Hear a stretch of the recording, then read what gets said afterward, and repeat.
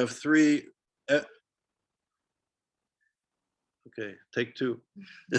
So welcome everybody to a very important session. We have three, and I'm not saying this to be polite, three leading, amazing scholars who have very important insights into the complexities of contemporary anti-Semitism, and from different perspectives than I think has been our focus so far. First, we have Professor Sylvia Barak Fishman. Sylvia is an Emerita Professor of Contemporary Jewish Life at Brandeis University. And the title of her talk today will be Fake News and the Jews, drawing on the 2020 Pew study of Jewish Americans. The second speaker will be Professor Amy Ellman. Amy is a professor of political science and the William Weber Chair of Social Science at Kalamazoo College in Michigan. And the title of her talk is Anti-Semitism and the Intersection of Sex and Social Justice. The third speaker, and I hope he'll join us shortly, is Joel Fishman. Joel is the director of the Network Contingent Research Institute. They do artificial intelligence, NCRI, and he's a visiting scholar at the Madison Program of Ideas and Institutions at Princeton University in Princeton, New Jersey. And he'll be presenting a combination of an analysis of anti-Semitism and artificial intelligence. And the title of his talk is Anti-Semitic Disinformation. And we at ISGAP are very privileged that these three amazing scholars are actually research fellows at ISGAP. So if anybody is interested in becoming a research fellow in the near future and joining our network, you can see the level of stellar high caliber scholarship that will be presented today. So thank you for the three of you very much for being here. And Sylvia, the floor is yours. Okay, thank you. So I'm going to have a PowerPoint and it should be up soon. My focus this afternoon is going to be on Jews in the United States, but I think that some of the things that I'm talking about are going to be relevant for Jews who live in other countries, also especially Western countries. I'm going to be using two new studies of how Jews are experiencing anti-Semitism also. So looking through the new Pew study of Jewish Americans and an American Jewish Committee study at the way things look to the Jews who are experiencing it. We'll be looking at the actual factual sociological surroundings of contemporary anti-Semitism. And then we will look at some of the fake news, the lies which are told about Jews and Jewish Americans. Next slide, please. So the reality is that anti-Semitism has greatly increased in the United States. The Anti-Defamation League, which keeps track of these things, found that white supremacist propaganda hit an all-time high in 2020. It was a 68% increase just from 2019. So what you're seeing is a real dramatic escalation. 283 incidents of anti-Semitic language or propaganda specifically targeted Jewish institutions. And this attack on Jewish institutions is quite fascinating. And I think that that is somewhat new. It's really important to recognize how much technology is helping white supremacist views and anti-Semitic views specifically propagate. Because we've read about the fact that Facebook and Twitter are trying to cut down sort of on these kinds of messages, but the people who are propagating them just go to Telegram and Gab, which are other social media platforms which promote neo-Nazism and white supremacy and the Christian identity movement, QAnon, and lies about the stolen election. Next slide, please. So it's very interesting to see the extent to which American Jews feel that their lives are affected. How much has anti-Semitism increased? I found it fascinating that most of them do believe that there is more anti-Semitism in the United States. And we'll talk in a minute about who is mostly experiencing it. but they don't think that people are actually more anti-Semitic. What they feel is that the environment has changed in the sense that it's permissible now to articulate anti-Semitic ideas. Whereas in the past, people might have felt equally anti-Semitic. They felt it wasn't okay to talk in anti-Semitic ways or to express anti-Semitic ideas. But now the American environment has changed over the past 5 years in ways that make it acceptable to express anti-Semitism. Next slide, please. So if we want to analyze why anti-Semitism and white supremacy and hate language and crimes have escalated, we can look at the context of rising anti-Semitism, especially over the past year. Look at what happened in the past year. There was a very hotly contested election where all kinds of extreme views were articulated. There was the riot on January 6th at the Capitol building. And we're going to talk in more detail in another minute about the really racist and anti-Semitic clothing and language which was used by the people rioting. They're continuing false claims of a stolen election, which is important because what that is evidence of is the lack of a shared reality that not all Americans agree that these are the facts of what happened. So if people don't believe the reality of an election or the reality of a vaccine, then why should they believe the reality of who Jews are and what they do? So the whole environment is one where reality itself is in question. And then, of course, there was an outgoing administration in which expressions of hatred and expressions of violence were normalized. Next slide, please. The violence, which is sometimes expressed against Jews, is something which is quite shocking to many American Jews. You may remember that just a few weeks ago, a rabbi was attacked and stabbed 9 times in Boston, right outside of a day camp that was full of children. And he said, I was born in the Soviet Union in St. Petersburg. I remember how even as a young child, I experienced terrible anti-Semitism. Never in my darkest dreams did I imagine I would feel the same way here in the United States, the land of freedom and endless possibilities. Next slide, please. In the Pew study, it was quite interesting that the 2 groups that personally said that they had experienced more anti-Semitism were younger Jews of all kinds, because it's the younger Jews who are more likely to be out in universities or workplaces or social settings where they are in very mixed groups and they encounter the most diverse groups of people. And many of them said that they had been called offensive names. The other group, which personally experiences more anti-Semitism, are Orthodox Jews. In fact, the more Orthodox, the more they are likely to say that they experience anti-Semitism, and that's because they are more identifiably Jewish. They're wearing clothing which attracts the attention of people with hateful ideas. Most Jews said that they read about anti-Semitism, so they were all aware of it and said that it's grown, but these are the 2 groups who actually personally experience more. Next slide, please.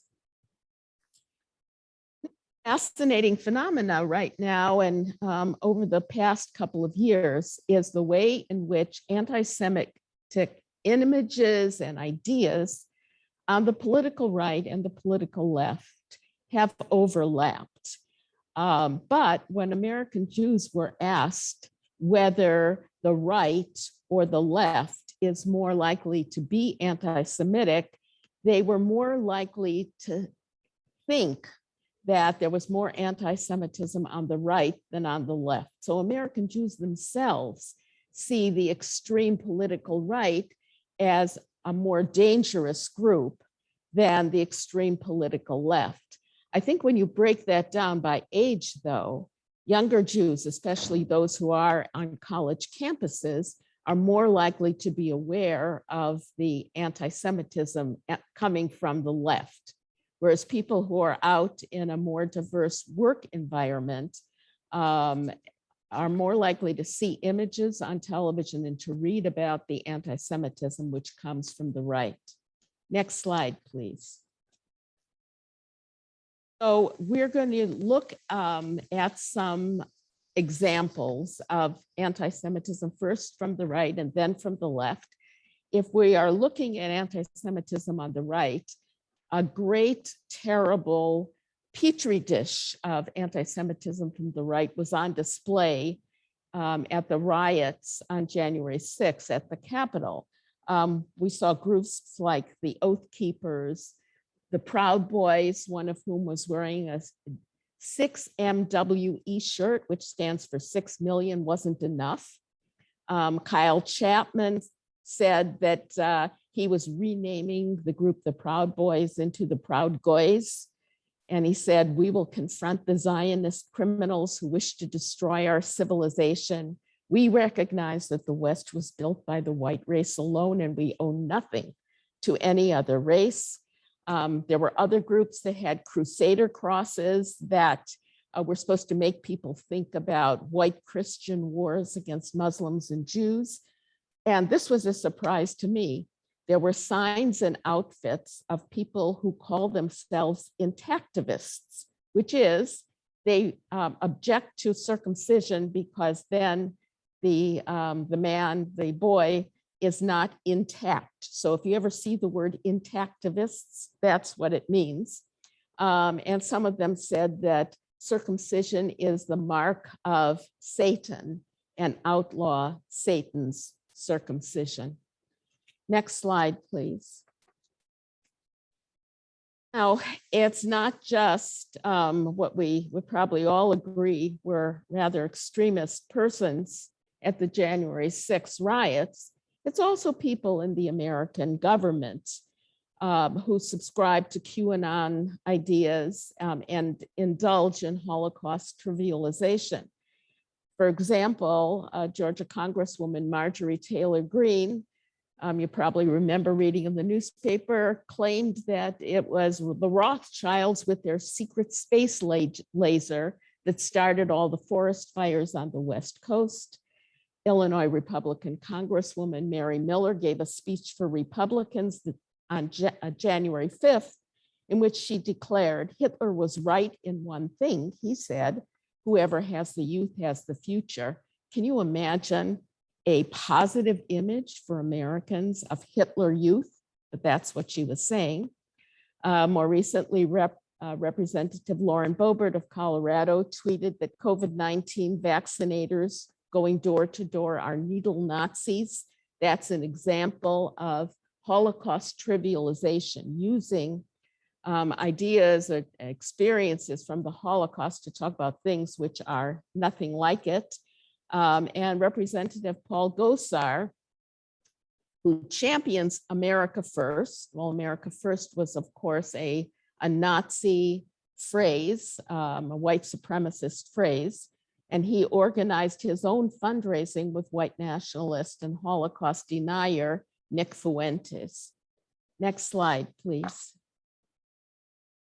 I don't know how many of you turn on Fox News. I can't say I watch it very often, but Tucker Carlson promotes a racist anti-Semitic idea, which is sometimes called white replacement theory and sometimes called great replacement theory. And the premise is that non-white immigrants are being imported and orchestrated by the Jewish community to replace white people and white voters. Some of them claim that George Soros is funding this Jewish replacement of white Christians in America by supporting caravans from South America to import immigrant persons of color. And so that's the fake news, this whole great replacement theory. And what is the sort of core of truth that they are totally distorting? 3/4 of American Jews are politically liberal.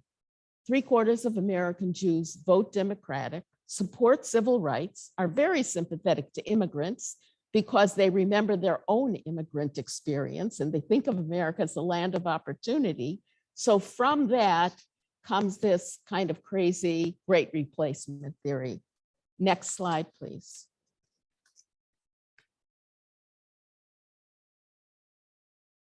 Elegy was a very, very celebrated book. It was written about in the New York Times by J.D. Vance.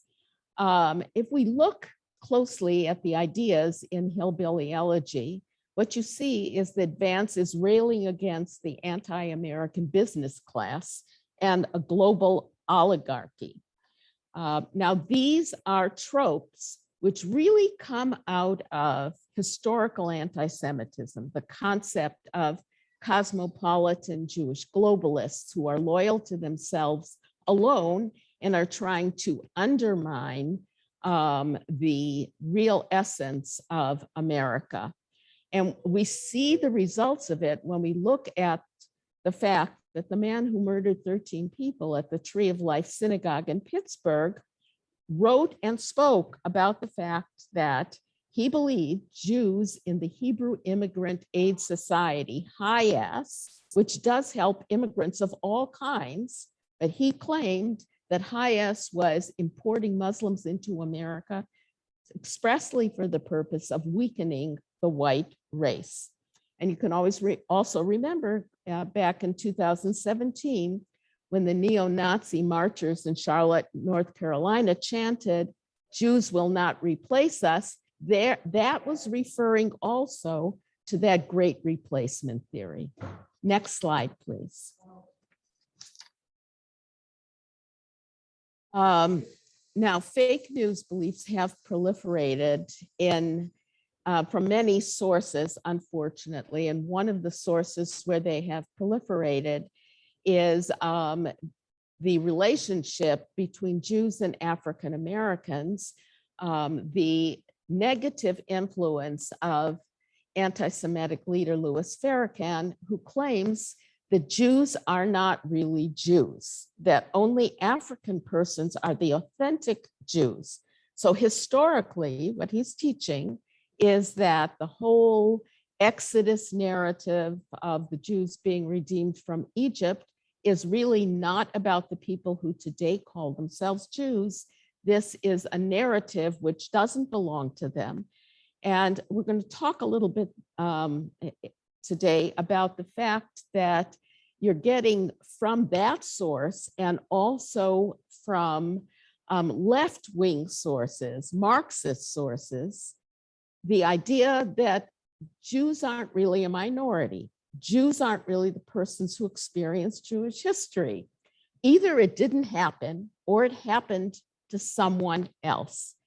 And you see how these ideas, which may sound far-fetched, actually come out in the experiences of real people. The last bullet here, in Brooklyn, one man beat and choked an Orthodox passerby, and Orthodox again because he knew that person was Jewish. Otherwise, he might not be able to tell who was Jewish and who wasn't Jewish. So one man beat and choked an Orthodox passerby while yelling about fake Jews. Another shouted, "They're not Jews," and threw rocks at Jewish women and children. Then a journalist for the Forward online journal was screamed at that she and her friends were, quote, fake Jews whose time was almost up. Another story, an Israeli student on the subway, someone was yelling at him, "You ain't even a Jew, you white." Because if the real Jews are Africans, then a white Jew or a whiter looking Jew isn't an authentic part of an authentic people. Next slide, please. Fortunately, there are brave leaders in the African-American community who are refuting these anti-Semitic lies. So we have NBA Hall of Famer Kareem Abdul-Jabbar, who wrote an amazing article in which he named names. And the lies that he exposed was Ice Cube, who had sent out a long series of tweets blaming Jews for the oppression of Black Americans, Deshaun Jackson, who had also tweeted out anti-Semitic messages saying that Jews plan to extort America and assume world domination. Former NBA player Stephen Jackson talking on social media about Louis Farrakhan and about the Rothschilds owning all the banks. Next slide, please. Now, I don't want to leave out the terrible anti-Semitism, which is coming now and has been for the past few years very strongly from the left, from the farther left, actually often the more anti-Semitic, because the more Marxist in many ways. Some of the techniques that are used is, if you go to the second bullet, appropriation. The Jews are not authentic is the claim. The Jews didn't live in Israel. So if the Jews aren't authentic and they were never indigenous to Israel, that leaves the other people who are living there as the exclusive indigenous people of Israel. What the advantage to this argument of making the Jews never live in Israel, as though there was never a temple in Israel, that's one of the claims, is so that then Jews can be called, first, all white, and second of all, they can be called colonialists and settlers. So the Jews cease to be an actual peoplehood. So you can't even say that they're targets of racial hatred. And actually, on many college campuses, in programs that talk about racial hatred, anti-Semitism is not included because Jews are not considered to be a racial minority. Next slide, please.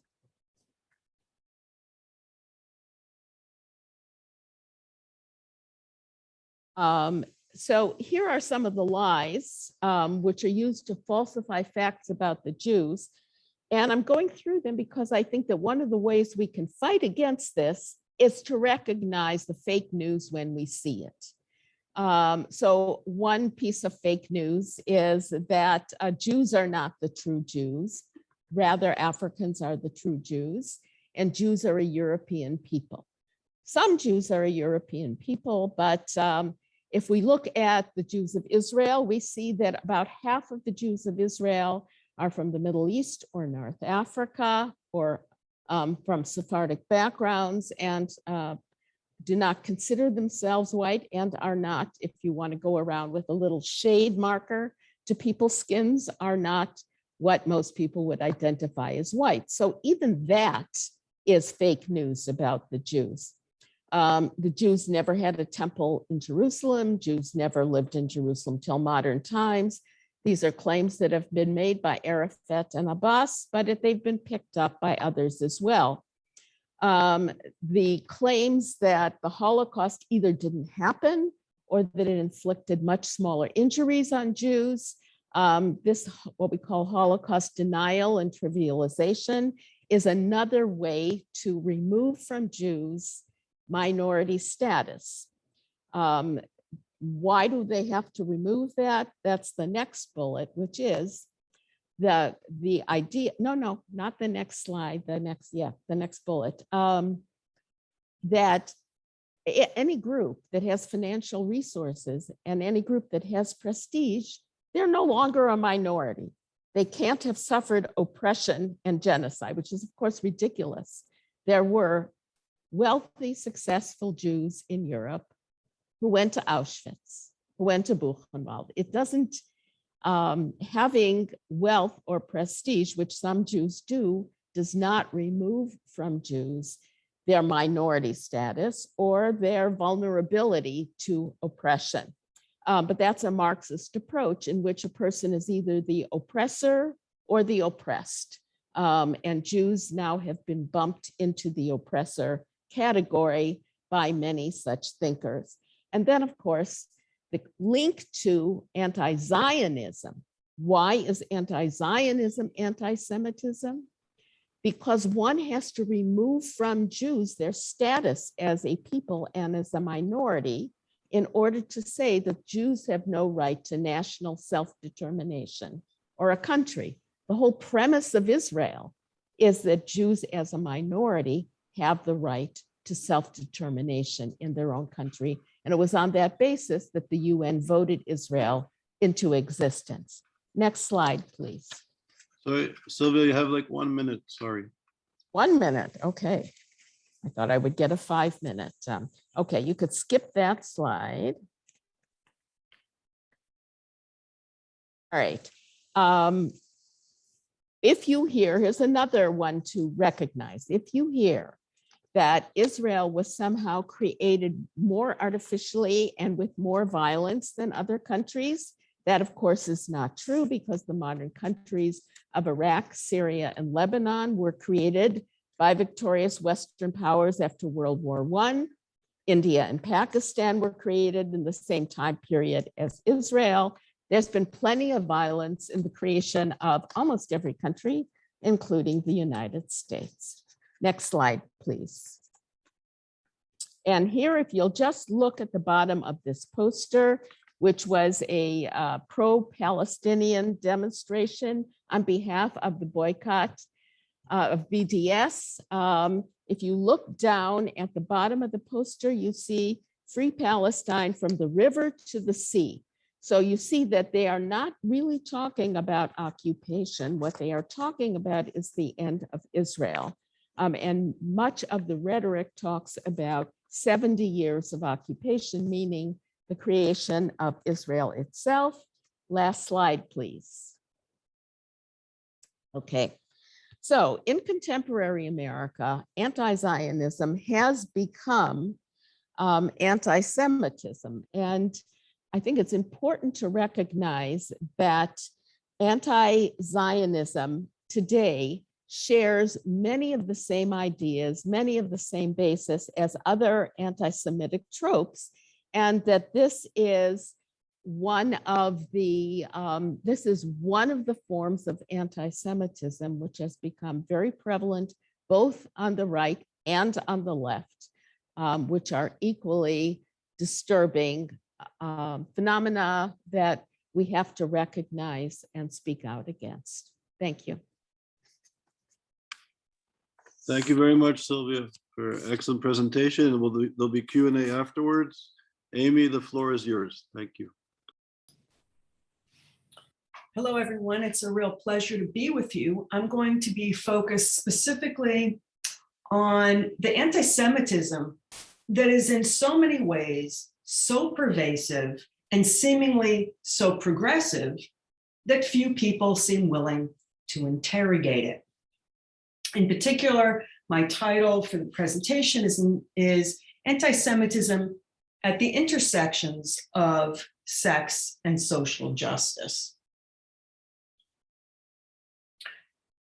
Okay, so Daphne, are you going to be forwarding this so that I don't have to?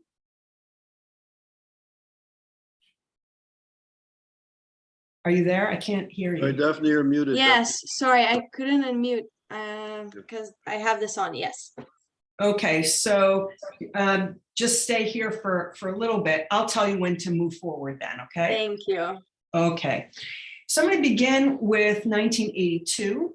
That's the year that the American feminist magazine known as Ms. carried an article entitled Anti-Semitism in the Women's Movement. In it, the author asked a question that I think many of us can relate to now. It was this: why write about anti-Semitism in the women's movement when we have the moral majority and, back then, Ronald Reagan to worry about? Her response was this: because very simply, it's there. and because I'm a Jew who has been finding problems where I felt most safe among feminists. It was not the first time that Jews would feel unsafe among those whom they once regarded as allies, and sadly, it wouldn't be the last.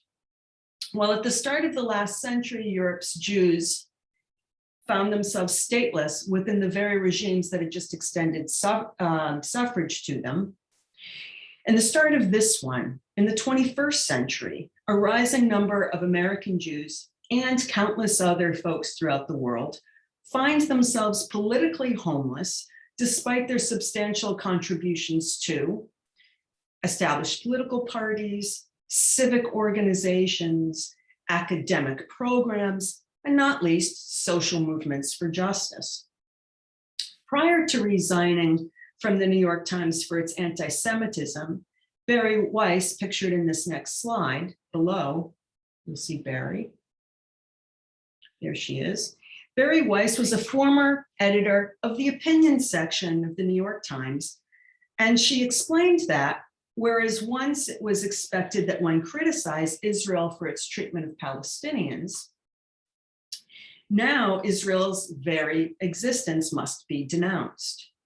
Jews who either conformed and thus thought themselves sufficiently critical of or perhaps embarrassed by Israel, the world's only Jewish state, have been increasingly shocked to find themselves the victims of a long-standing virus from which they thought themselves immune.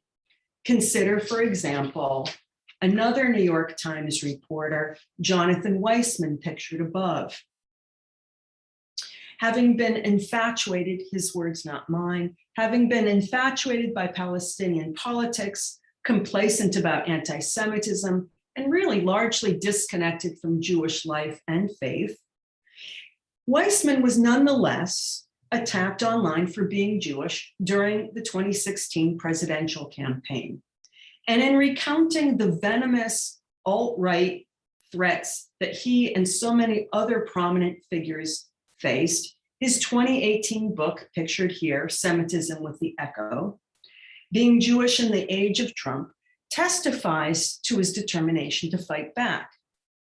Yet I have to tell you, there is so much that he and many others like him get wrong. New to anti-Semitism, yeah, you can go there. New to anti-Semitism and focused almost entirely on the Trumpist right, Weissman insists that the threat of violence against Jews has not materialized into violence specifically directed at Jews. That assertion in his book was really, even then in 2018, prior to Pittsburgh, it was an assertion that was at odds with the facts.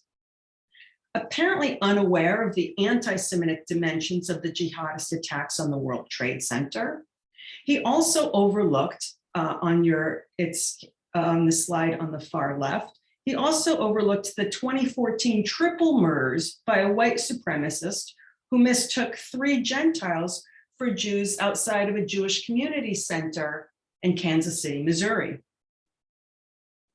In 2019, just months after his book appeared, Black supremacists similarly misidentified everyone they slaughtered in a Jersey City kosher market.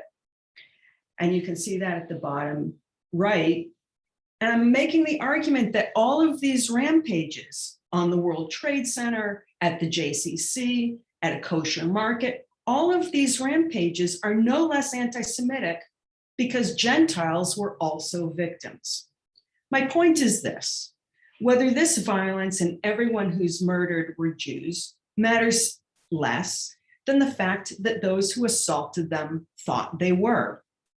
Understanding each of these episodes as anti-Semitic enables us to, I think, better recognize and counter anti-Semitic assaults when and where they occur, whether that's at a Jewish community center, online, in kosher markets, or again at the World Trade Center. That the mastermind of the first World Trade Center attack, pictured in this slide in the middle in 1993, was initially planned by someone who wanted to bomb Jewish neighborhoods in Brooklyn is significant. The man who planned it instead settled on Manhattan's World Trade Center because he believed that the majority of folks who worked there were Jews. That attack foreshadowed 9/11, pictured to the far right. And when specifically asked about the central purpose of 9/11, it was Osama bin Laden who replied, and I quote, "to force America to end its support for Israel." His unambiguously stated aim to destroy Israel was inextricable from his contempt for the United States, the world's largest home to diasporic Jews, a majority of whom live in New York. The now common claim that the massacre of 13 in Pittsburgh is the deadliest attack on American Jews in US history further conceals, however unintentionally, and by the way, I think it's unintentional, it conceals, however unintentionally, anti-Semitism's centrality to the thousands of Americans murdered by jihadists on 9/11, and it allows one to continue to insist that the far right has been far more lethal. It also, to my mind, signals an unwillingness or perhaps an inability to identify as anti-Semitic those whose animosity against Jews is expressed under the guise, as was the case with bin Laden, under the guise of settling scores for social justice. Consequently, you'll find that justice-seeking people place their faith in alliances or grant legitimacy to those who I would argue are undeserving of it. To clarify this point, I'm going to focus on the refuge that so-called feminism offers anti-Semites with attention to the 2017 Women's March pictured here. Before corporations like Johnny Walker increased their liquor sales at incorporated women's marches, and you need to know that the Women's March was a business and was incorporated, before doing so at a march that promoted veiling and full-page New York Times advertisements and duplicated posters, feminists once challenged male dominance and specifically violence against women. Feminist ambitions were global because women's rights were considered to be universal. Then, whether under the guise of being so-called culturally sensitive, anti-imperialistic, or sex positive, self-proclaimed progressives silenced feminist critiques of male dominance and sexualized violence against women and girls. Feminists were slowly replaced by so-called revolutionaries like those pictured here in the next slide at the 2020 Chicago Women's March. I want you to know that under the auspices of women's rights, in this banner you'll find the world's first woman hijacker from the Popular Front for the Liberation of Palestine. Her name is Leila Khalid, and you'll see her here glorified. 3 years earlier, Jewish lesbians were expelled in Chicago for carrying rainbow flags with the Star of David on them. By 2021, the next slide, you'll see a promotional flyer. We can come back to this later, but for now, this promotional flyer is for that event, the 2021 Chicago March 2 months ago. It contains, as you'll see, especially you can see it more vividly on the right, it contains the Israeli and US flags ablaze, suggesting somehow that lesbian liberation requires an end to these two states. Ironically, countries where, relative to several dozen other countries throughout the world, there is such a thing as lesbian rights. The sexist graphic of a woman astride a Chicago police car with a protruding breast, you see that to the left, and pronounced buttocks on which when it reads ACAB, in other words, all cops are bastards, is curious because bastards is the patriarchal name for those born outside of wedlock to women who are then labeled whores, something that feminists consistently objected to. what we see is a disturbing co-optation of women's marches, and this extends not least to academic programming. In May of this year, as the terrorist organization Hamas launched over 4,000 missiles into Israel, a group calling itself the Palestinian Feminist Collective, here pictured with female figures who apparently have no need for eyes, the collective demanded gender and women's studies programs adopt so-called solidarity statements with Palestinians. By attributing the Israel-Gaza war and the oppression of Palestinians exclusively to Israel and not to the authoritarian rulers of either Gaza or the West Bank, the collective was able to portray Israel as irredeemably racist, oppressive, settler colonialist, and not least, an apartheid state whose people no longer have the right to exist. Having made no mention of Hamas in their statement, the collective's position was nonetheless in keeping with Hamas Islamist messaging. That is, rather than demand the liberation of women and girls from Hamas, which, by the way, has governed Gaza with an iron grip since 2007, the collective instead insisted, and I quote, that feminists everywhere speak up, organize, and join the struggle for Palestinian liberation. The question that I'm asking now is, how did feminism's replacement, because replacement is a big issue now, how did feminism's replacement by terrorists and the women who apologize for them come about? And what are the consequences that inform our understandings of anti-Semitism and its intensified convergence between left, and I would argue mainstream left, progressive, and Islamist forces? I think that answering this question necessitates some look into history. By 1990, Islamists began to fill the ideological void that the Soviet Empire, and indeed the Soviet Union was an empire, a colonialist empire at that, the Soviet Empire had previously occupied in demanding the subordination of women to a, quote, greater cause. Women are expected to do this all the time, submit to a greater cause. That year, 1990, the Organization of Islamic Cooperation, pictured here in the next slide, disparaged feminist mobilizations for universal rights as racist and culturally insensitive. And then these men claimed the mantle of feminism for themselves by adopting their own Cairo Declaration of Human Rights. We see this happening all the time with various declarations.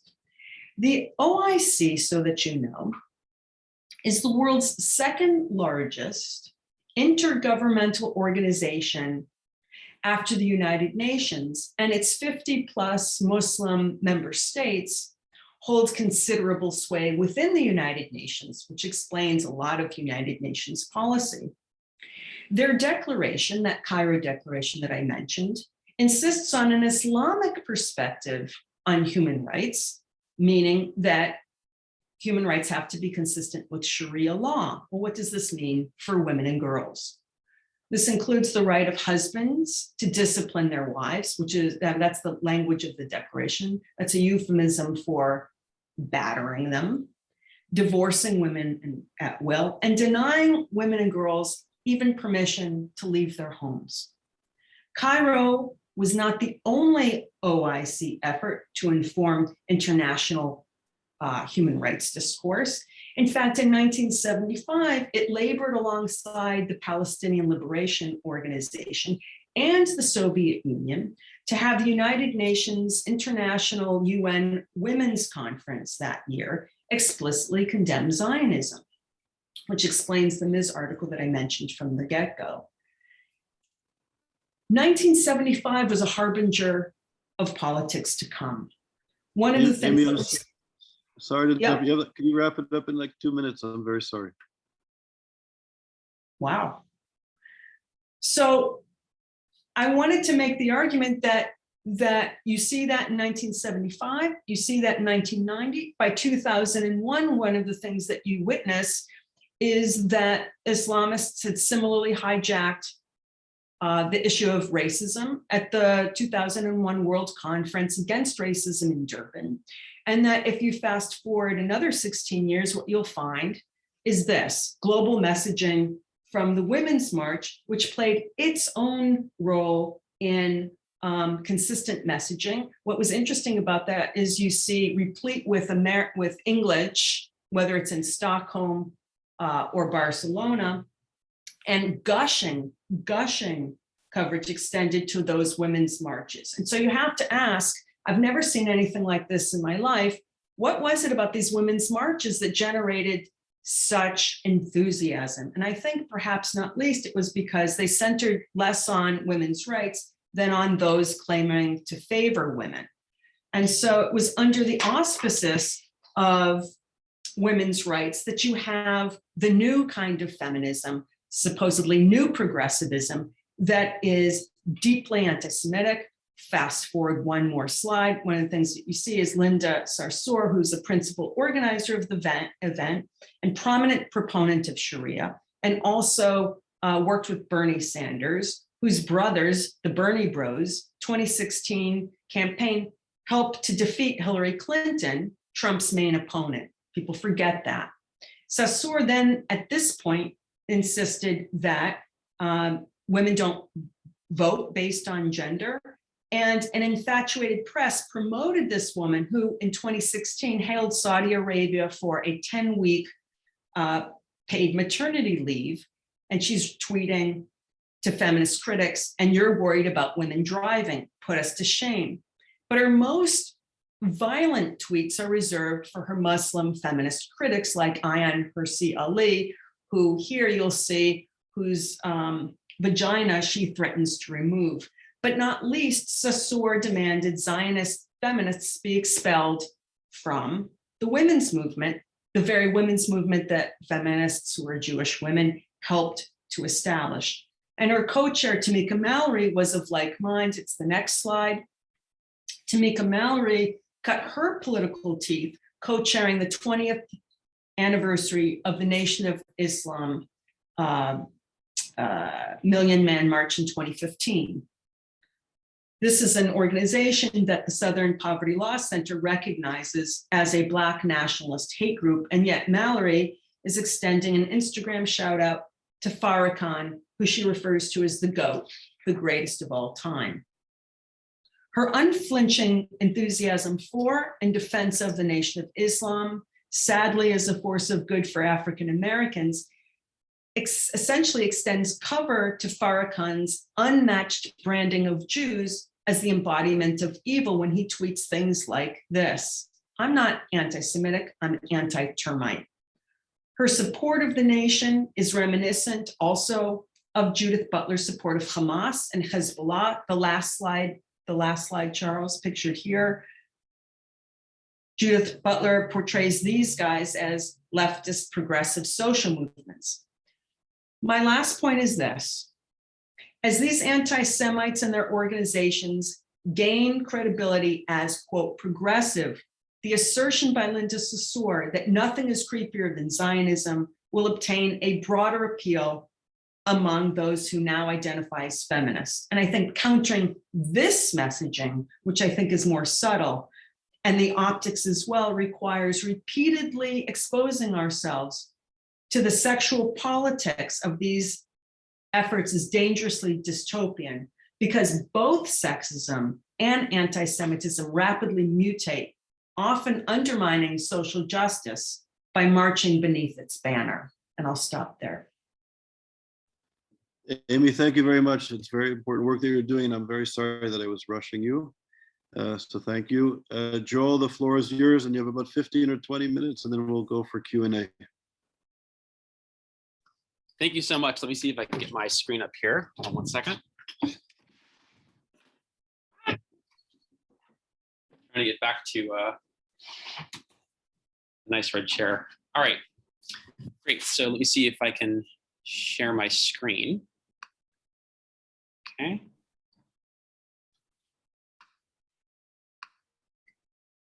Okay, can you guys see my screen? Yes. Okay, great. So I'll try to make this brief. Oh, in the words of Ira Guberman, presentation mode. Oh, there you go. Okay, great. So my talk today is a little bit different from the previous talks because I really want to focus in on strategy and the big picture.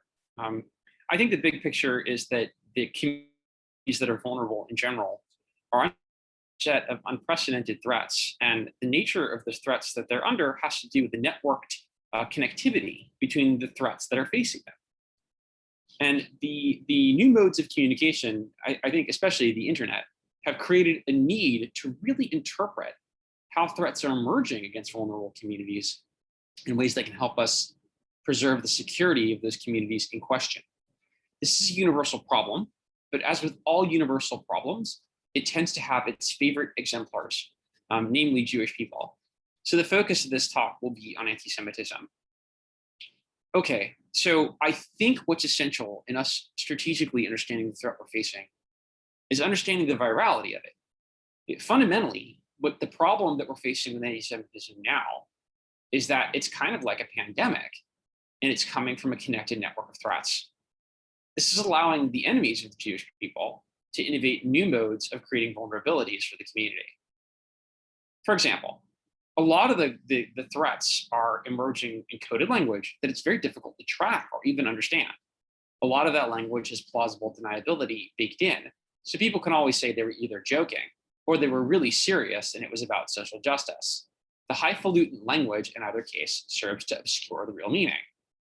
There are images that are also difficult to understand, and those tend to traffic with these kinds of cryptic words in coded language inside of hotboxed communities that are targeting people of the same mind who can like one another's comments increasingly with advertisements and guided algorithmic activity that draw them towards the loaded language images. That causes tribalism. In these tribalistic, intense impact communities that are hotboxing this material, you have the demand and growth of specific conspiracies. The conspiracies aren't that new. A lot of the material has been recycled for literally thousands of years. But the problem, of course, is that the conspiracies seed and create opportunities for attacks in the real world. When these attacks happen, what ends up happening is that you see spikes in the coded language and in the images inside of the hotboxed communities. That creates more conspiracy, which fuels more attacks. State actors and militias can get in on the vulnerability that leads for the vulnerable groups in questions, Hamas, and in fact, even nation states can get into the mix by accelerating any point of these problems.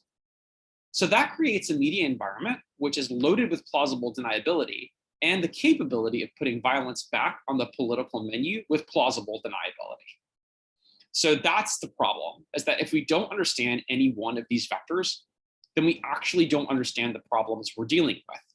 And we have no way of defending ourselves against them unless we really map how these things are interacting with one another in the same way we would map any disease like COVID. So what we've done is we've created a platform approach, and we have a massive ingest that services over 300 universities worldwide with data for their research on open source material from social media. We ingest massive communities in their entirety, including mainstream media communities. And then we use machine learning layers of analysis over this to allow us to parse, prepare, tokenize, and ultimately start doing more sophisticated analyses on this huge lake of all of this data. And that allows us to do directed analysis as a service and produce visualized, finished intelligence at a massive scale across all of these different platforms, across all of the different kinds of content. And that permits us to forecast where these threats are coming from and how they're interacting. So here's what I'm going to argue today.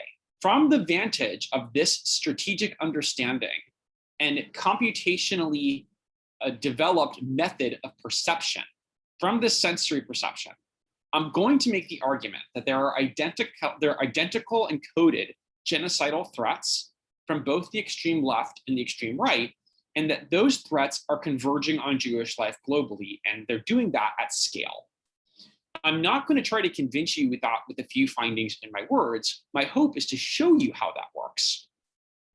Specifically, we're going to be looking at symmetrical myths of Jewish replacement, which in our analysis appear to underscore all of the conspiracy by and large, ultimately within these genocidal threats. One that you've heard numerous times today is the one from the extreme right, that the globalist Jews who are immigrating into our countries are going to replace us, this often being white people or Westerners, with immigrants and people of color. That's this. But one of the things to consider is that the inversion of that is that white supremacist colonials, Jews, are not going to replace us, this time people of color, with colonial invaders, this time white people. And that's this. And the thing to consider is that these two myths are the same myth, and they're perfectly and symmetrically inverted. So making this argument isn't enough. Now that we say that there's a network of threats and that they're using this myth to mobilize en masse, let's see if we can use the tools I've described to show you how we can capture these kinds of information operations in action. And really what we're going to start with is an insider view as to how nation states like Iran instigate US domestic unrest and inflame ethnic hate through online disinformation operations. Let's see if this is interconnected, whether and how we can catch them in the act. Let's start here. The recent confrontation with Gaza created a huge theater of kinetic activity, but it also created a simultaneous theater of mimetic activity. And it turns out that the kinetic and mimetic domains of that violence were fueled by the same actor. We see massive increases on Twitter as soon as the missiles started flying, depicting Jews as Nazis, saying Hitler was right, death to Israel, death to Jews. These began trending at some points over 200 times per minute on the platform. And with them appeared a number of different graphic representations, often from self-identified Iranian accounts, flooded with themes of social justice and the oppression of dark-skinned people. The notion that Jews were in league with notorious colonialist forces, especially law enforcement officials, was widespread during these graphic depictions, along with very suspect campaign slogans like "I ran for blacks," along with "Black Lives Matter." As this was happening, with depicting Palestinians as the newest victims of white colonial oppression, one of the things to consider is that the meme that demonizes law enforcement officials and nation states entirely, all cops are bastards, or ACAB, according to analysis done by the Network Contagion Research Institutes, this meme was an early warning of riots during the summer of 2020. It was one of the strongest predictors for mobilization and violence. It's like an air traffic control signal that calls a whistle for violence. And we saw it successfully used in a number of occasions across the nation in 2020, right behind the widespread violence. The question, I think, given the efficacy of the meme in generating anti-state violence and widespread riots, is can that be weaponized against the exemplars of white supremacy, the Jewish people? One of the hashtags that we saw surging with this campaign was COVID-1948. Put out over close to 200 times per minute, COVID-1948 began trending on Twitter.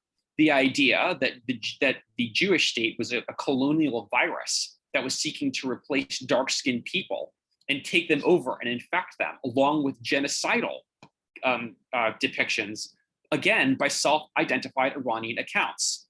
In fact, most of this was by self-identified Iranian accounts. Our analysis showed that those accounts were created in the same month and in the same year, and that there were many of them.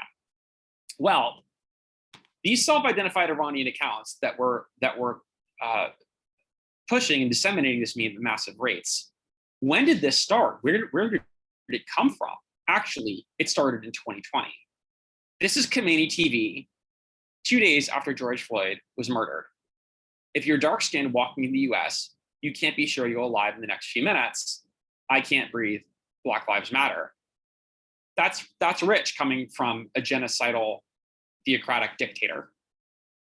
This was the cover of the Tehran Times the day that George Floyd died with the hashtag COVID-1948. And what's that on the front page of the Tehran Times, I wonder? It's COVID-1948. Iran-sponsored media was launching this in preparation to usurp the social justice movement and infiltrate this by placing Palestine and Jews as the sacred and central exemplar of white supremacy and the global oppression of dark-skinned people everywhere.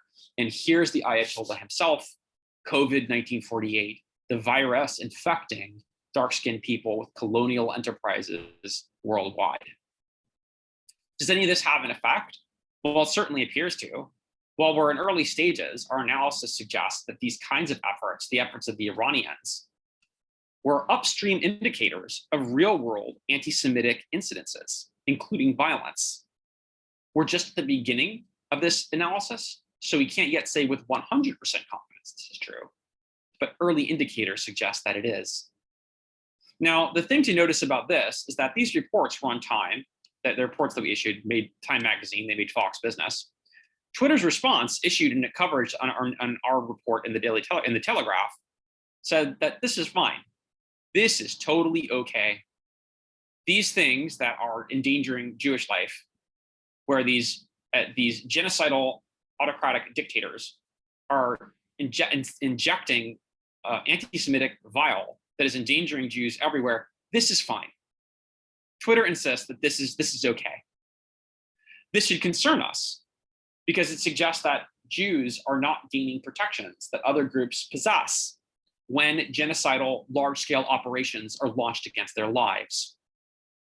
This isn't unique to the left. We also see it on the right, surges in coded communications about replacement that occur during critical moments, especially during acts of terror. And what does that look like? I think I've shown this to folks here before, but here's the replacement myth taken from Gab. And wouldn't you know it, it's the idea that the whites are being replaced. There's a white genocide. There's a war on whites. We need a nation state to protect us. The threat is the Jews. Again, this time it's the immigrant Jews. Hitler was right. There it is again. Well, I guess at least the extreme left and extreme right can agree on one thing. And what should we do? We should build the wall, defend Europe, and ban Islam in order to prevent them from bringing in the migrants. Joel, I'm sorry to pressure you, but please finish in about 2 minutes. Sorry. I'm almost done, actually. So that, of course, leads to this kind of thing. And we know that these fears of Jewish replacement are things that we can now say quantitatively precede these kinds of attacks on both sides. Okay, so it turns out that surges across, this myth of Jewish replacement surges across communities simultaneously during politically scary moments, and now during viruses. During Charlottesville, during Pittsburgh, during the election, the inauguration, we see simultaneous peaks across numerous web communities converging on Jewish replacement as a key fear during these moments. And the thing about the extremist communities and polarized groups doing this is that they're not alone. They have friends. And their friends inject those same exact myths into the communities at the exact same time, often inflaming these tensions in order to exacerbate unrest domestically. That's this group. They're the vigilantes, the ones who are afraid of, dark-skinned people, the kind that Jews are bringing in to replace them. While the racial justice crowd who's fighting them all across the continental United States, they're also worried about the Jews that are trying to replace them, that these guys support. And so there it is. This is it. At the spear tip of the worst violence on both extremes lies the poison of anti-Semitism. They say that it's about Jews, but I beg to differ. It appears to me this is about democracy. They're tearing themselves apart and they're throwing Jews in the middle of it. This work came out in the Washington Post. Facebook and Twitter seem to think that this was okay because they didn't take action when we warned them about the groups that were fomenting this violence, the same groups that participated in the violence of January the 6th. Again, the deprivation of Jewish protections appears to be something that is common to the fault lines of failing democracies. Finally, we can map this. We can use the conspiracy online to predict where the mobilizations are going to happen. On the right are Google searches for anti-vaccine conspiracy. On the left are public mobilizations and protests against the vaccine and public health restrictions. These two line up with very, very high statistical correlations. We can make climate models of this to predict where and when the mobilizations are going to occur. We can even use that kind of capacity to track where they're most likely to happen next. These are COVID symptoms and flu symptoms. And wouldn't you know it, they actually do, in some cases, predict where the virus is going to be next. These are Google searches by county for that material. I'm pretty sure we can do this with anti-Semitism. This is how we have to be thinking. So I'll conclude by saying this. Anti-Semitism works in a predictable network of interacting threats. The approaches that I'm sharing with you, in my opinion, are critical for us to resolve what those threats are like. And that reveals a symmetry between the extremist groups that are using them, and a symmetry in their tactics and parallel modes of genocidal and authoritarian mythology. It seems to me from the data that at the core of this is a paranoia of Jewish replacement. And that's being used by authoritarian and genocidal regimes and prolifically to incite extremist groups and state actors on both sides. Thank you for listening. Thank you very much, Joel. And very important work. And all three presentations were incredible. So thank you all very much. So now we have roughly 25 minutes or so for Q&A. So please raise your electronic hands and we'll try to work as many people into the conversation. So Rhea, I see that you have your hand up, so please go ahead. So my question is for Professor Fishman. First of all, ma'am, your presentation was amazing, and so were the other speakers, of course. My question is about QAnon. I've actually been doing a lot of research on QAnon for the past few months because I'm trying to formulate an article. And recently there was a report from Haaretz that stated that Orthodox Jews were now being inducted into believing QAnon because the QAnon conspiracists were starting Hebrew channels to try to appeal to them by especially using the hashtag Save the Children and exploiting it to make them think that Jews based in the US were pedophiles trying to abduct the Jews from Israel. So my question to you is about whether this little rift that's being caused between the American Jews and the Orthodox Jews who are predominantly based in Israel is going to grow bigger and pose to be a threat to the solidarity amongst the community as a whole. Hi, Rhea. That is an amazing question. I think the first thing we need to see is that Orthodox Jews are not a monolithic group. So you have, first of all, a division between ultra-Orthodox or Haredi Jews and more modern Orthodox Jews. That's one division. But even in terms of Haredi or ultra-Orthodox Jews, there are many groups. What you are talking about, the belief in QAnon, really afflicts a small sliver of ultra-Orthodox Jews. Most ultra-Orthodox Jews get their information from the leaders of their communities. So it's only a small group who even have the internet in their homes so that they would be seeing the materials produced by QAnon. That doesn't mean it's not a problem. It certainly is a problem, but it's not a problem that affects the broad swath of Orthodox Jews. It's the people who don't have newspapers in their homes, the people who aren't primarily in touch with their own leaders, who are going to be most likely captured by this QAnon thinking. I'm so happy that you're doing research into this. If you want to email me, I would be happy to give you the name of somebody who does research specifically on the Orthodox community, Mark Trencher, who has a research outfit called Nishma Research. And if you email me, I am happy to give you the exact contact information. He could be very helpful to you. Okay. Thank you so much. Thank you. James, please ask your question. Sorry, you're muted. I'm now unmuted. Thank you, Charles. I have two questions, one for Professor Fishman and the other for Professor Ellman. The first is, you say that nearing the end of the presentation, you mentioned that one of the myths that was circulating in writ large among the left is that the Jews are majority white as a message. So I was thinking, does this claim apply in the case of Black Jews? And where do Black Jews living in the United States fit into this schema? To say that Jews are white, yet there is an African American community of Jews in the United States. I don't know whether you want to Yeah, so comment a little bit about that. there are African American Jews.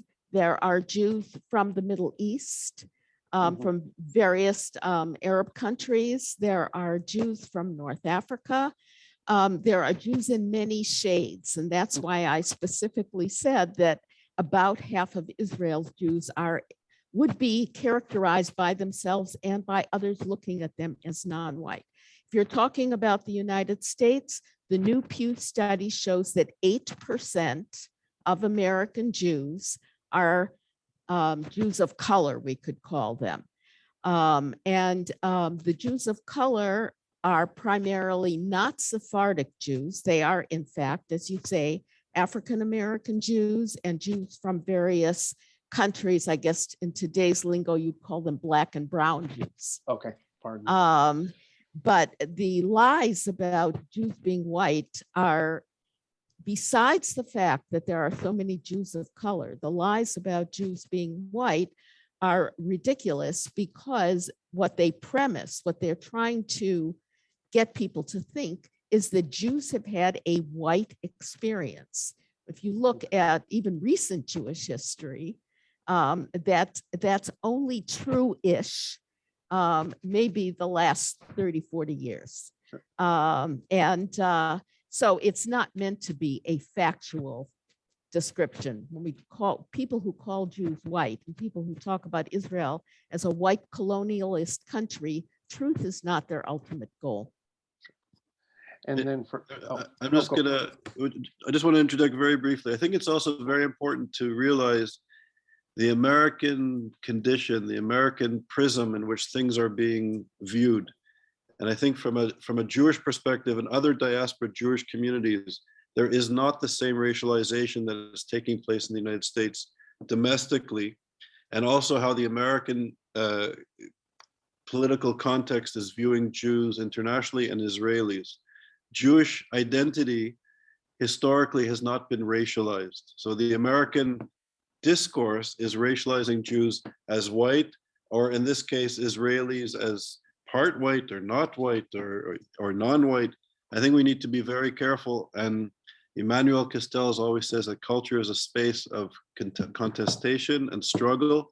And I think it's very important that Jews maintain and retain and articulate a Jewish identity and not an American racialized identity. I think this is a very interesting, complex process that we're going through rapidly.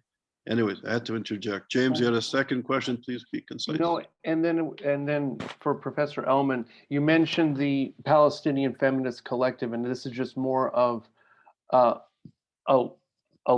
question of logic. How would I don't know whether you mentioned your readings or in your research about how the Palestinian Feminist Collective would react to the overt misogyny of Hamas or these jihadist groups, or whether there have been published responses by that particular organization. So thank you. I think the conspicuous absence of those who have hijacked the feminist movement, the conspicuous absence of any critique of male violence, not just with the Palestinian Feminist Collective, but with the Women's March, where you had Kimberly Crenshaw. I mean, this is really important what I'm about to tell you. You had Kimberly Crenshaw, who's responsible for introducing the concept of intersectionality into feminism. For those who don't know who she is, she's a prominent African-American feminist legal scholar. She has been working with the women victims of police crimes, right? Women murdered by police. And she tried to, with the mothers of those women who no longer have daughters, she tried to gain access to the podium in DC and was denied access.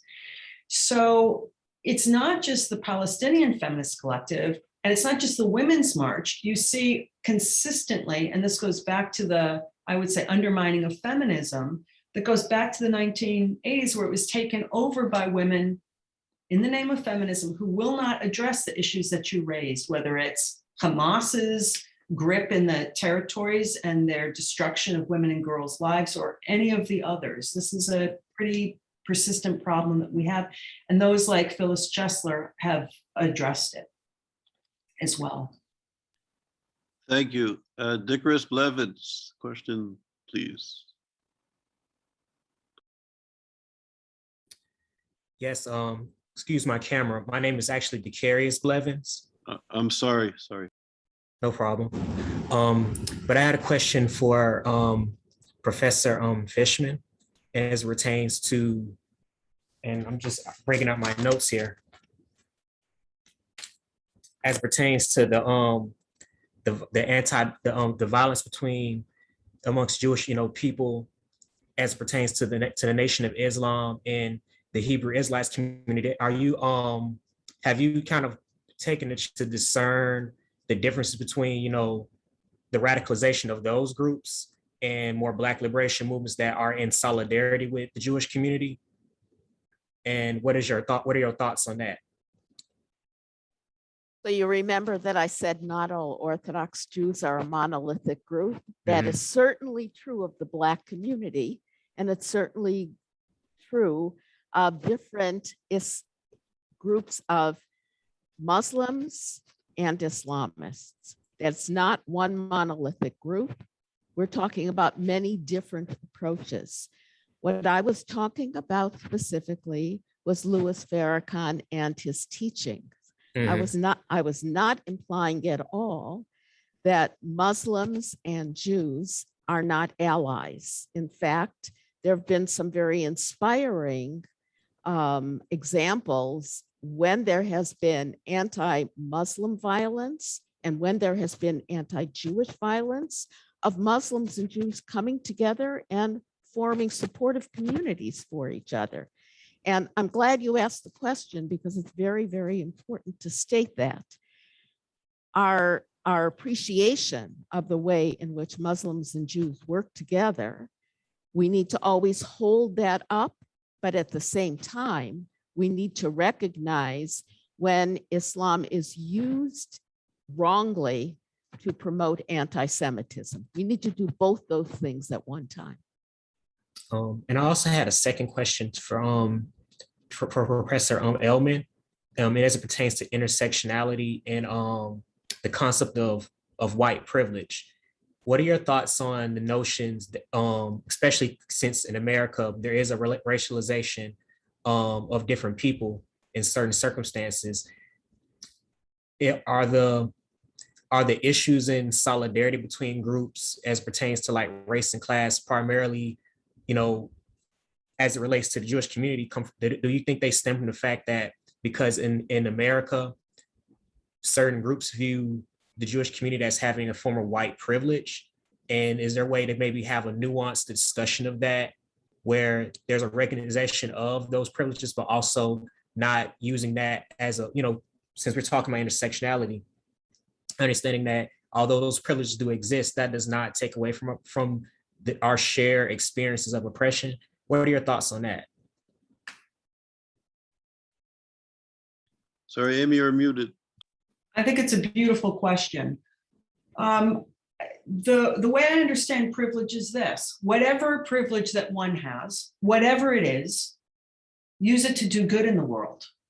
If one has male privilege, use it to do good in the world.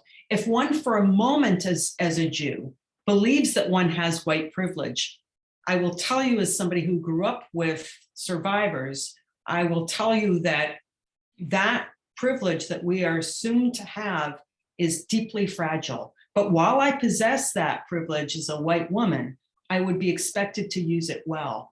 I'd be more interested, and forgive me for entering late into the discussion, in knowing what so many of you think about the questions that you're asking, and in particular this one. Mhm. Thank you. Thank you. And also tomorrow we'll have 2 lectures by Ansel Brown and Suni Ali, and they'll be discussing some of the anti-Semitism in the African-American community that I think will be important. And yeah, I really have a problem with this. No, this is sort of like an American discussion that I think the rest of the Jewish world kind of marvels at. And I think this sort of white-black dichotomy in the United States is very American. And I think Americans need to really understand that. And defining groups of people, defining the other, I think is inherently problematic in some ways. I think we have to be really careful. I think we have to listen to how people want to be defined and be respectful. And yeah, and we're going to hear from Mrs. Landau tomorrow, a Holocaust survivor who was lined up for extermination because she was not white. And based on these conversations, I guess she has white privilege today. I don't know. Something is really askewed in the United States of America when it comes to issues of race, as it has been since the country's inception. Ellen Cannon, question, please.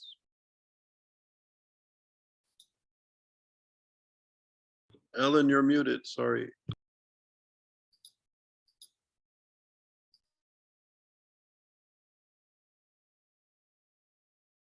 Hi. I want to congratulate our wonderful senior research fellows on an absolutely fantastic presentation this afternoon. I have a point to make. One of the previous lectures was by Professor Wolf, and Professor Small asked a very important question about where does he see the future of democracy. And Professor Wolf very clearly stated, it's something I agree with, that we are on the cusp of fascism having a greater potentiality. And with that, the integration of certain very important ideas in the 3 presentations was so important. And I would call that really just clobbered me over the head is the power of silence. That is, whether we're talking about Sylvia's presentation, looking at the unchallengeability of fake news, or whether we are looking at a very similar confluence and the transference to imperialism away from the heart of women's potential movement. And we find it in Joel's as well, when he's looking at democracy is the real problem here, that we don't think it's going to really come through. I think what I am desperately in search of is a direction to the silence of Nancy Pelosi, to the obvious words of our progressive element of the Democratic Party about Jews, about Israel, about making sure that if we're looking at military packages to Israel, that they now have to be conditional, and the total silence by Republicans about what January 6th was, the hatred, the anti-Semitism, the brutality, and what was at stake is a responsive constitutional legal system is now at stake. And for me, this bigger question can not be something that we don't hit on, because if the Jews go and anti-Semitism continues to grow and false information, disinformation, and hatred continue to pollute the world at a time when young people are not reading as much or getting correct information, or they have propaganda confused with education at our universities. I am so concerned about what we are on the cusp of. And I hope that you can address this as a group, and from Sylvia and from Amy in their wonderful analysis. Thank you. Thank you. Any of the speakers want to respond to that or next question? Okay. Max, could you please ask your question? Hi, yeah, I suppose my question is directed towards Professor Fishman. It's like, sort of, what extent do you think that recent events, especially in the United States, are an instance of the far right in the West becoming sort of a monolithic movement? So before it was a bit more of a constellation, lots of tiny little far right groups not really dealing with each other, but they sort of sang from the same hymn sheet, so to speak. So what do you think we're seeing? Yeah, unity amongst the far right globally. Like, is this what's happening? Thank you. I think this is very much related to something that I mentioned in my presentation about permission. There still are splinters of far right ideas. It's not that they actually agree with each other more than they agreed before, I believe. I mean, that's actually not my area of expertise, but what I get from looking at them. But what happened was they were allowed to act together. So if we think about January 6th, what happened was they came all in their different uniforms with their different logos. And you see that there are distinctive characteristics. But what they share is a kind of hatred and othering. They need to have a group or groups that they are othering, and then they coalesce around this hatred. So yes, I think it's very dangerous. I agree with Ellen very much that their having been allowed to act puts the United States into a more fragile situation than existed before. It's not just an event. It's an event which gave power to a disparate groups. They're still disparate, but as long as they act together in terms of combating them, it doesn't matter to us that they retain their distinctive beliefs. If they act together, it's as if they shared a belief system.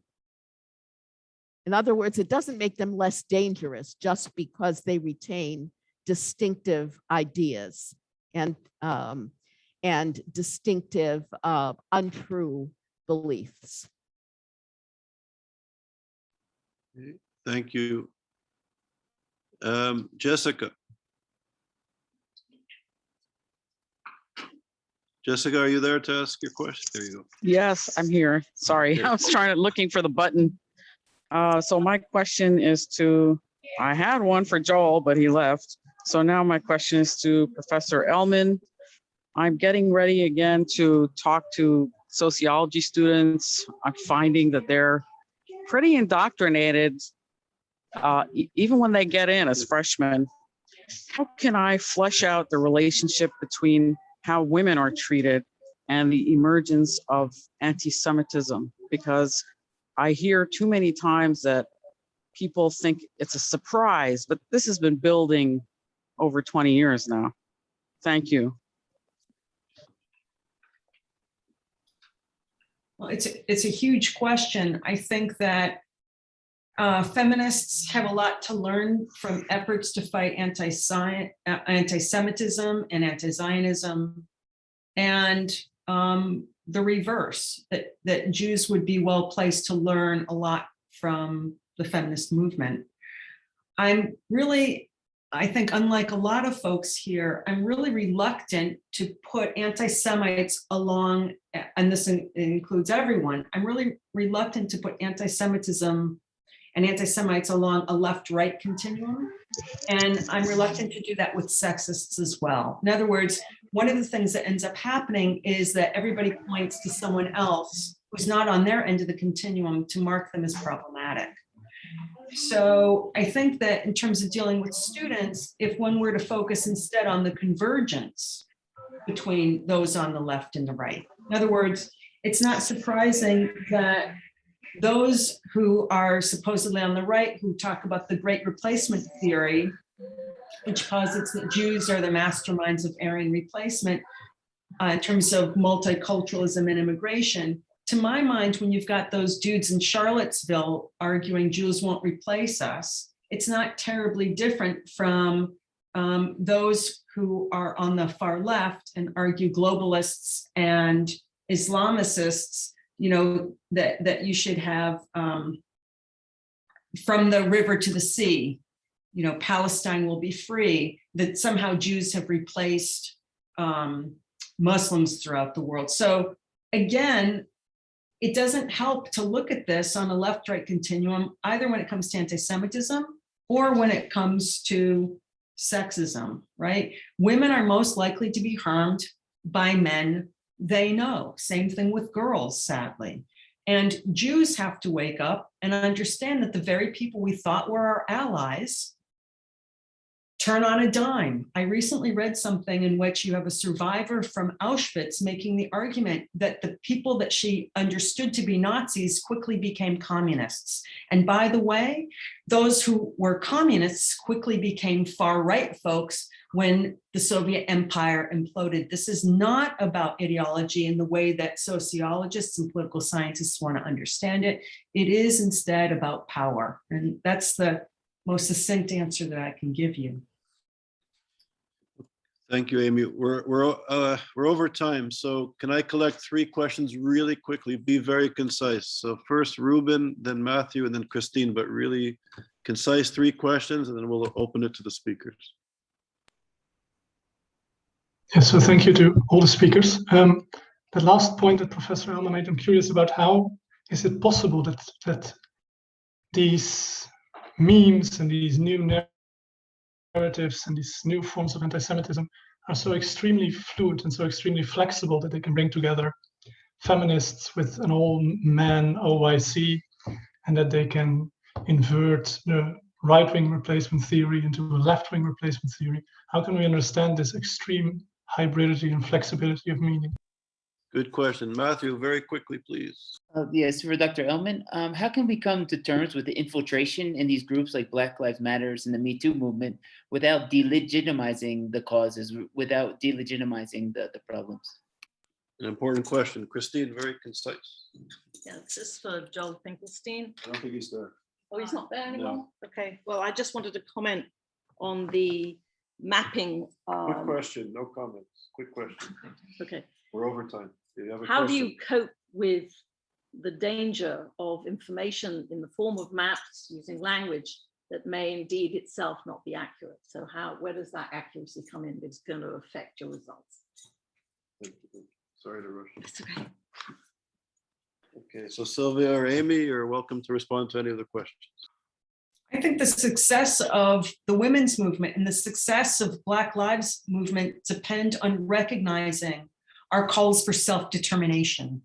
Jews have a right to self-determination, and quite frankly, African Americans, in terms of the United States, have a right to self-determination. When that is hijacked by people who claim that they're about that and divert our attention from the ability to empower ourselves, we have a problem. And the best way to assure that we're keeping on track is by talking with each other about these odd convergences. And that goes back to Ruben's initial question as well. I'll end there. Thank you, Amy. Sylvia, final comments or responses? One of the things that we all have to keep in mind is we have to pay attention to where the questions are coming from. What is the intent of the person who is asking the question? And this is so that we can answer in a way that if the challenge to self-determination that Amy was mentioning, if the challenge is actually coming from a place of wanting to know, there's one kind of an answer. And if it's coming from a place of trying to destroy the person who's defining things, then we need another. So in other words, we have to be strategic in the way that we are answering and opposing anti-Semitism, anti-womanism, and other kinds of hatreds. So wonderful. It was an amazing session. Sylvia, excuse me, Sylvia and Amy, thank you so much for your brilliant work. And Joel I know Joel left, but his work is also very important. So thank you so much for being here. We really appreciate it. We have a break now.